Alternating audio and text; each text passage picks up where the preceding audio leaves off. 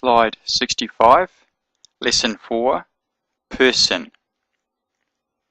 In grammar, if we want to describe certain words, we need to include what person they are, whether first, second, or third. So, person just simply means the speaker or the narrator, who's talking. So, we will use the word first person, which describes the person himself as doing the action or as existing in the state described by the verb. Now all that really means is that first person means I or we. When I say I will do something, I'm speaking in the first person. If I say we will do something, I'm speaking in the first person, but with a group of people. So first person just means I did, I know, I went.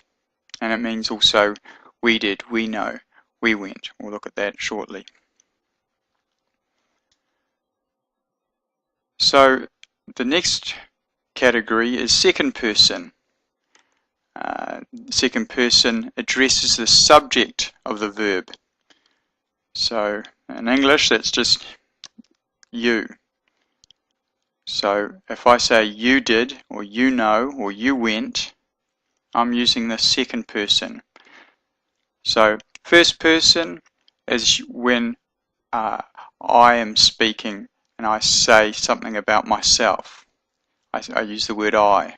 And second person is when I'm speaking directly to somebody else and I'm saying you. Now in English, the word you can mean you're speaking to one person, or it can mean a group of people. You can say you. An older word, thou, in the King James Bible, is used when you are speaking only to one person. And in Hebrew we'll find that we have different words for saying you to one person, and another word when we are saying you to many people. And we'll see that in the next slide. So second person means you or thou. And we have third person, which third person talks or writes about the subject of the verb. So you're talking to somebody about somebody else. So that somebody else is either a he, a she, or a they. And the singular is he or she. So we have he did or he went. And we can also have she went. So third person is talking to somebody about somebody else. That's third person. And we have the plural versions. So for first person, if it's just one person speaking in the first person, we have in English the word I did, I know, I went. But if we have a group of people that are speaking in the first person, they don't say I, they say we did, we knew, no, we went. So that's when I use the terms the words I or we in English, I'm using the first person. And if I'm using the terms you or thou, I'm using the second person. And again, you can say you to one person or you can say you to a group of people. So in English we have the same word for you. Whether I say I'm speaking to one person or a group of people, I use the same word, you.